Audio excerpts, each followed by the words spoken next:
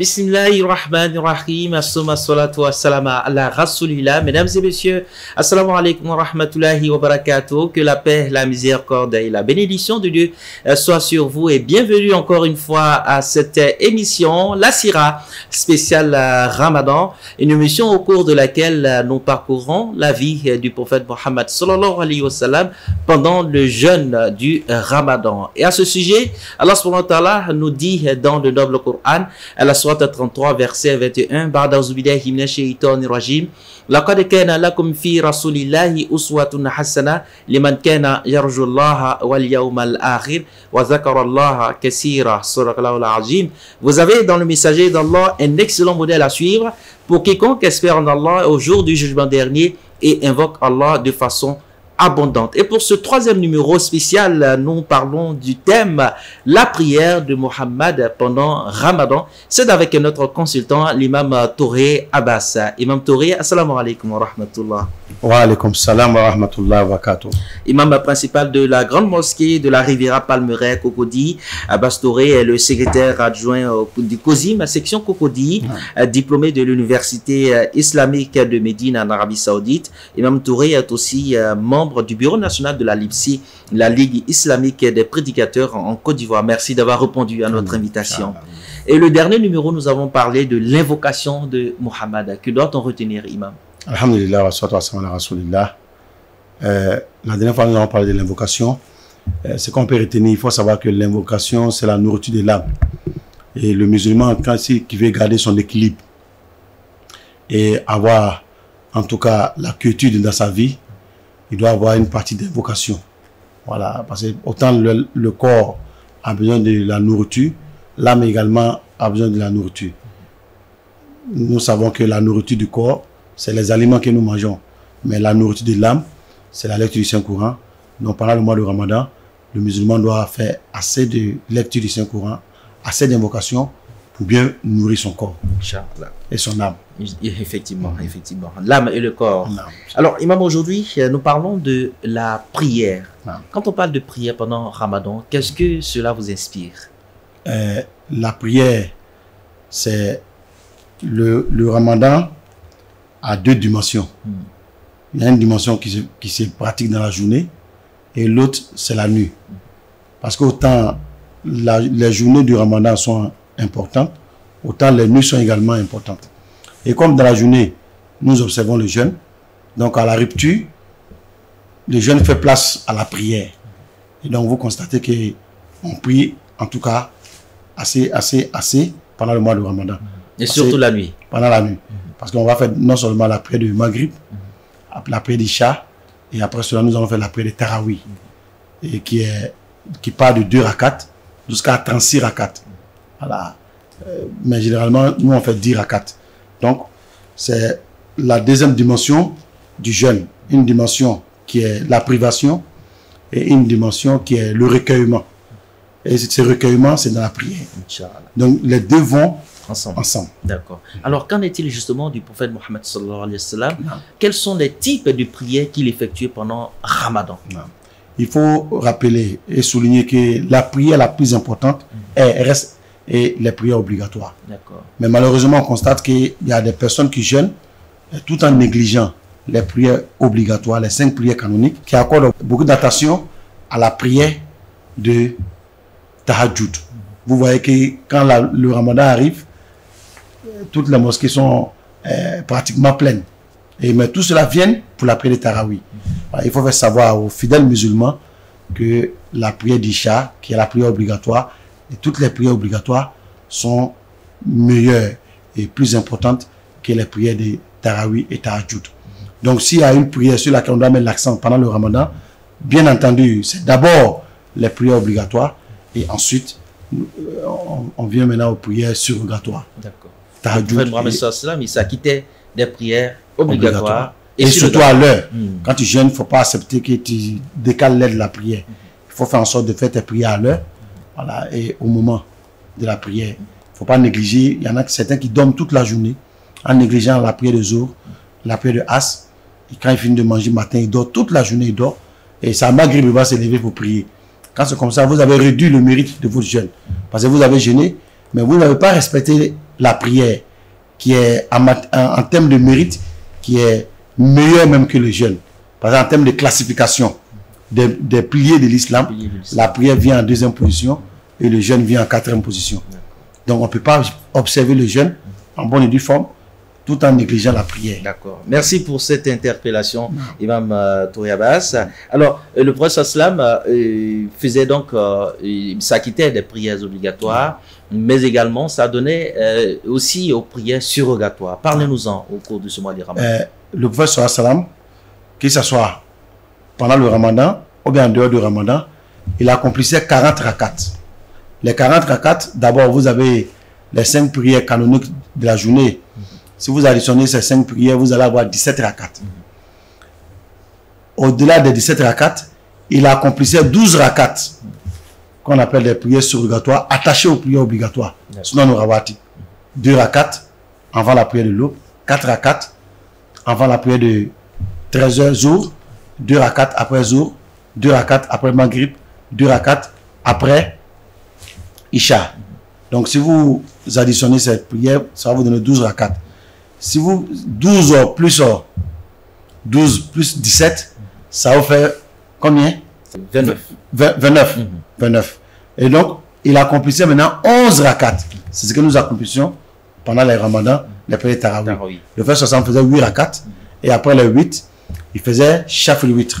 Ça faisait 11. Donc, les 11 rakats plus les 29 rakats précédentes, cela fait 40 rakats. Voilà comment le fait 60 fonctionnait, que ce soit pendant le Ramadan ou bien en dehors du mois de Ramadan. Le fait a toujours fait cette prière de Tarawih, mais de façon individuelle. C'est seulement l'année où le Ramadan fut légiféré, il a voulu faire cette prière une fois, 2 fois. La première nuit, ça galvanisait le monde. La deuxième nuit, les gens sont venus encore plus nombreux. La 3e nuit, il n'est pas sorti. Pas peur que ce soit une obligation pour sa communauté. C'est au temps de Oumar, les gens priaient maintenant, chacun priait seul de son côté. C'est au temps du calife Omar, c'est lui qui a réfléchi, voir que c'était un désordre. Cela pris ici, cela pris de l'autre côté. Il dit, mais et si on mettait les gens ensemble pour faire la prière de Tarawih? Donc si vous voulez, c'est Omar, tel que nous fonctionnons aujourd'hui, dans la prière de Tarawih, c'est Omar qui a initié cela. C'est-à-dire la prière tout juste après Isha, fait ensemble à la mosquée. Ça a commencé depuis le temps du calife Omar. C'est lui qui a décidé de mettre les gens ensemble et il a choisi un imam qui était Oubey, qui avait une très belle lecture. C'est lui qui avait dirigé ces prières-là. Depuis ce temps, jusqu'à aujourd'hui, les musulmans ont toujours fait cette prière de Tarawih. Voilà. Mais il faut dire que nous, on fait 13. Mais il y a une divergence entre les savants. Est-ce que le prophète faisait 13 ou il faisait 11? Mais il faut dire que les hadiths sont authentiques, qui sont plus authentiques, disent qu'il faisait 11. Il faisait 8 rakats et ensuite il faisait le Shafil witr qui fait 11. Mais par contre, il y a des hadiths qui sont venus qui disent qu'il faisait 13. Il faisait d'abord 10 comme ce que nous on fait actuellement. Et après, il faisait la prière de Shafil witr qui va faire combien? 13. Qui va faire 13. D'accord. Voilà. Si vous ajoutez ça à la prière d'Isha, ça fait 17 rakats. Voilà. Merci infiniment, Imam, pour ces précisions. Non. Alors, parlons justement de cette prière, le Tarawih. Quels sont ses objectifs? Non. Vous l'avez dit, certains font 8 rakats, pendant que d'autres font 10. Non. Et en ce moment, même à la Mecque, il y a également, ils sont à 20. Voilà. Donc, quel est l'objectif de cette prière? L'objectif de cette prière, comme d'ailleurs l'objectif de toutes les prières, c'est de se souvenir d'Allah. Voilà, accomplir la prière pour te souvenir de moi. Parce que le musulman ne doit pas vivre dans l'insouciance. Et ici, il y a une chose que le prophète aimait le plus, admirait, c'était la prière. Toute sa vie a été, en tout cas, façonnée par la prière. Et même la dernière parole qu'il a prononcée avant de mourir, avant de rendre l'âme, a été As-Salah, au moment de la Kataïmanikou. Donc, la prière de Tarawih, comme je le disais tout à l'heure, c'est pour permettre aux musulmans de non seulement bénéficier de la journée à travers l'observation du jeûne et bénéficier également des mérites de la nuit à travers la prière pendant la nuit. Parce qu'on ne peut pas jeûner dans la journée et jeûner encore la nuit. Et donc quand on fait une pause concernant le jeûne, on reprend la prière. Et la prière nocturne également est très recommandée en islam. Voilà. Donc le prophète nous dit que la prière la plus aimée auprès d'Allah, après les prières obligatoires, c'est bien entendu la prière nocturne. Et la prière nocturne commence après la prière d'Isha. Après la prière d'Isha, nous commençons dans la phase des prières nocturnes. Et donc, les prières de Tarawih s'inscrivent dans la prière nocturne. Et la prière nocturne, il y a tellement de bienfaits. D'abord, c'est pour vous une lumière évidente dans la tombe et le jour de la rétribution, lors de traverser du pont de Sirat. La prière nocturne fait que vous devenez rayonnant. Voilà, c'est une lumière. C'est même un facteur de beauté pour celui qui prie la nuit. Et il n'y a pas, en tout cas, une chose qui aide le musulman à se rapprocher d'Allah, à subvenir à ses besoins, à présenter ses problèmes à Allah, qui est la prière nocturne. Donc, elle est primordiale. Voilà. Merci infiniment, Imam Touré Abbas. Alors, à côté de la prière, à côté du Tarawih, il y a aussi le Tahajjud. Le Tahajjud qui intervient, c'est une prière qui intervient lors de la dernière décade du Ramadan. Parlez-nous-en, Imam. Oui, la prière de Tahajjud intervient pour la simple raison, il y a un hadith de Aïcha, elle dit que lorsque arrivait la dernière décade du mois de Ramadan, le prophète sallam passait toute la nuit en état de veille. Et cela a interpellé les gens. Pour dire c'est vrai, bien vrai que nous observons la prière de Tarawih. Est-ce que ça suffit pour la dernière décade?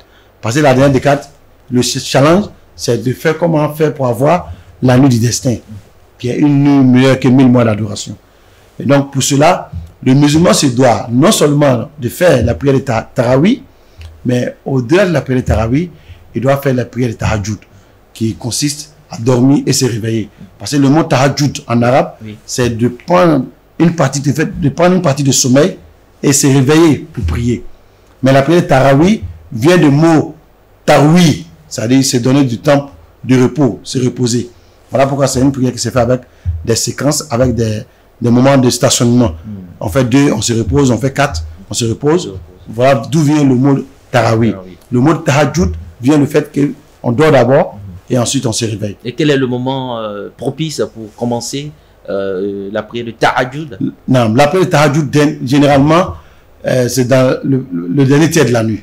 Voilà, parce que c'est le tiers le plus important. C'est-à-dire aux environs de 2h, 3h? Bon, à partir de minuit 30, à 1h du matin, je pense qu'on a déjà des pleins pliés dans la dernière tiers de la nuit. Voilà pourquoi même pour ceux qui commencent à minuit, il faut aller jusqu'à 2h du matin, 3h du matin, et même 3h30 pour pouvoir bénéficier de ce privilège, de cette proximité avec Allah subhanahu wa ta'ala. Parce que lorsqu'il arrive ce dernier tiers, Allah subhanahu wa ta'ala se rapproche des créatures. Et il lance même un appel. Quels sont ceux qui ont des problèmes? Je vais subvenir à leurs besoins. Quels sont ceux qui ont des péchés? Je vais pardonner leurs péchés.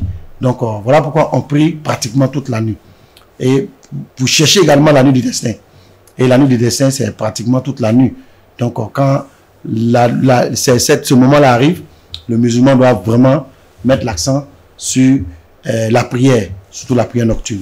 Inch'Allah. Merci infiniment, Imam Abbas Touré. Alors, la prochaine question, c'est quelle est la prière la plus aimée du prophète Mohammed sallallahu alayhi wa sallam pendant le mois de Ramadan? La prière la plus aimée du prophète sallallahu alayhi wa sallam, en dehors des prières obligatoires, qui sont d'abord obligatoires, et donc après les prières obligatoires, la prière la plus aimée du prophète sallallahu alayhi wa sallam, c'est la prière nocturne.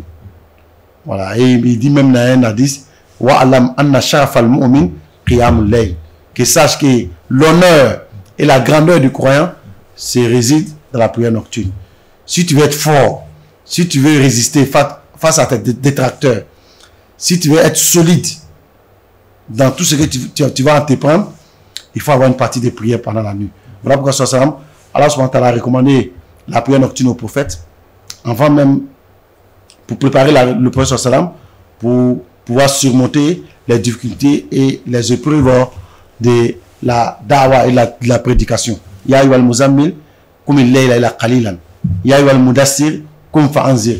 Donc le prophète sallam d'abord, Allah, c'est à travers la prière, il a forgé le prophète sallam, il a préparé le prophète sallam, et c'est la prière qui a été d'abord, si vous voulez, un bouclier, un facteur qui a aidé le prophète sallam à surmonter toutes les épreuves.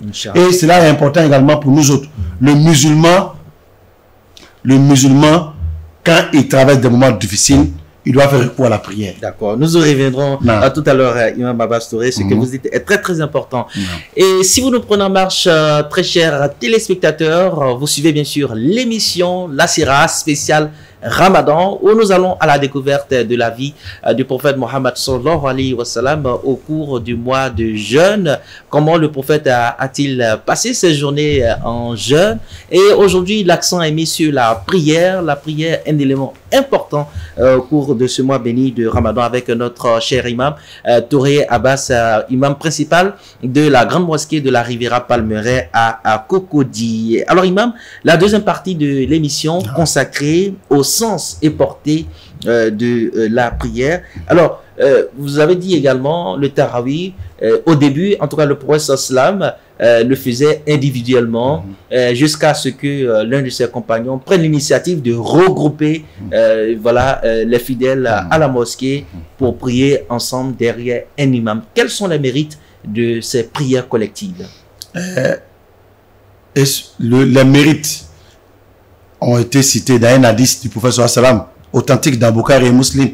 Le prophète sallam nous dit man qama ramadan imanan wa ihtisaban ghufira lahu ma taqaddama min dhanbi, que celui qui observe toutes les prières de Tarawih et de Tahajjud du début du Ramadan jusqu'à la fin du mois de Ramadan, motivé par la foi, motivé par la recherche de l'agrément d'Allah, verra tous ses péchés antérieurs pardonnés. Donc s'il y a un mérite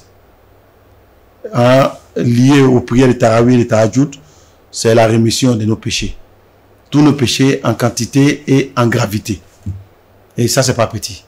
Donc, voilà pourquoi nous appelons les fidèles à prendre part aux différentes prières de Tarawih et de Tahajjud. Parce qu'au sortir du mois de Ramadan, c'est ces prières-là qui vont vous permettre de vous débarrasser de vos péchés. Généralement, en tout cas parfois, l'homme est fatigué à cause du jeûne toute la journée. Le soir, il faut encore se lever, prier, faire des prières nocturnes. C'est pas évident, imam. Comment justement organiser son programme pour pouvoir honorer cette prière surrogatoire?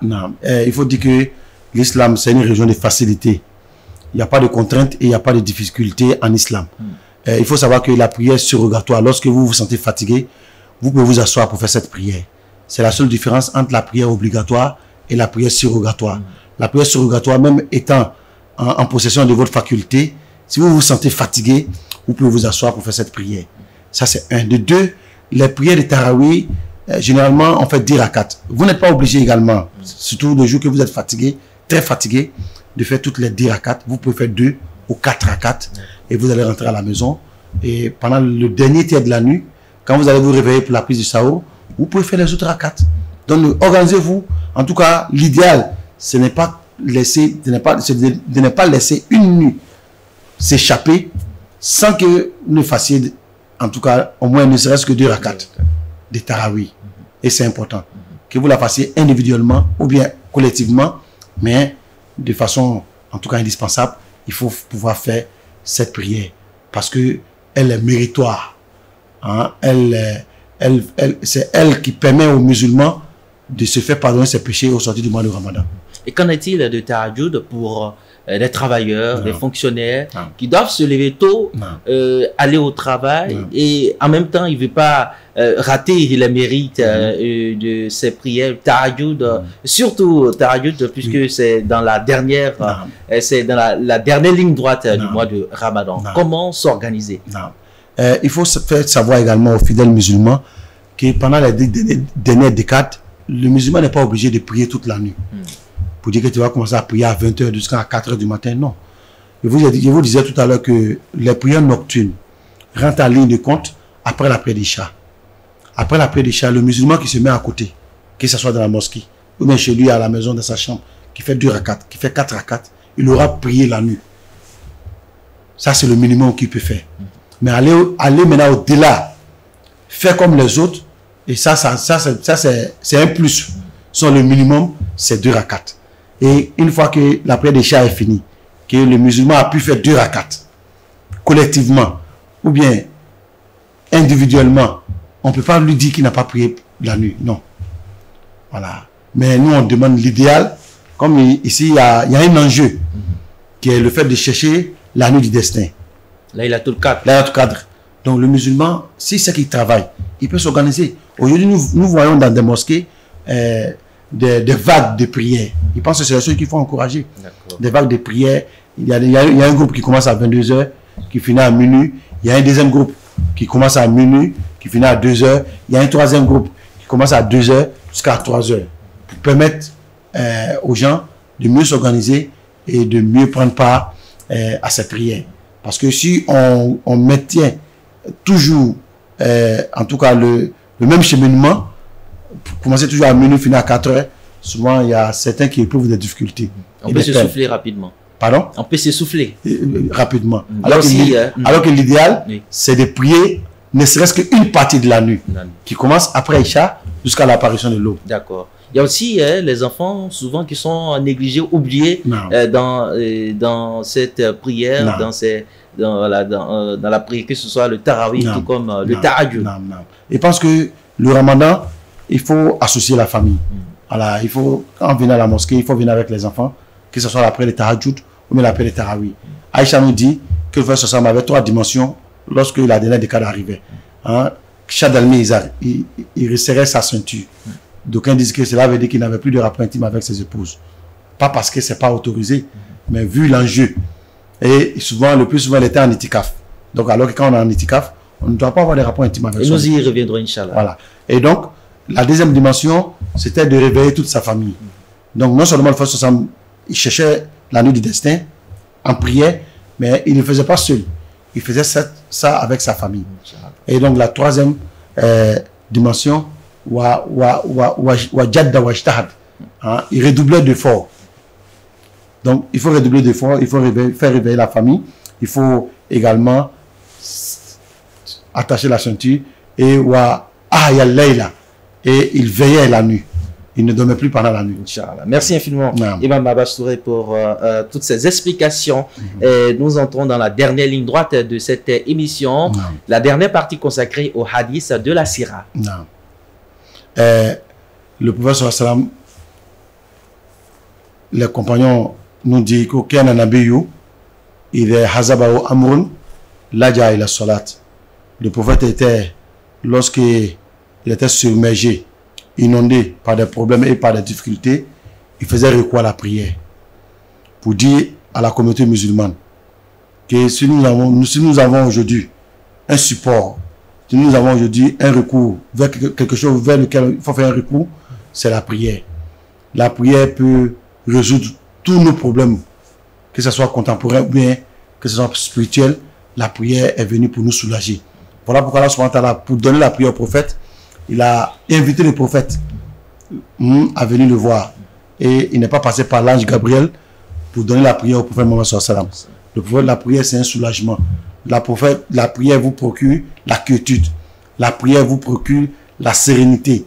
La prière, c'est une richesse. Merci infiniment. Donc, Dieu nous donne la bonne compréhension. Amin, ya Rabbi. Merci infiniment, Imam Abbas Touré, imam principal de la grande mosquée de la Riviera Palmeraie, Cocody, un thème très important, la prière de Mohammed pendant le mois de Ramadan. Inch'Allah, la semaine prochaine, pour le dernier numéro de cette édition spéciale, nous parlerons de la retraite spirituelle du prophète Mohammed durant donc la dernière décade du Ramadan. Avant de nous quitter, retenons ce verset. Vous avez dans le messager d'Allah un excellent modèle à suivre pour quiconque espère en Allah et au jour du jugement dernier et invoque Allah de façon abondante. Merci à l'équipe technique pour la réalisation de ce numéro. Merci à vous de l'avoir suivi et bonne suite le programme sur la télévision Al Bayan. Wassalamu alaikum wa rahmatullahi wa barakatuh.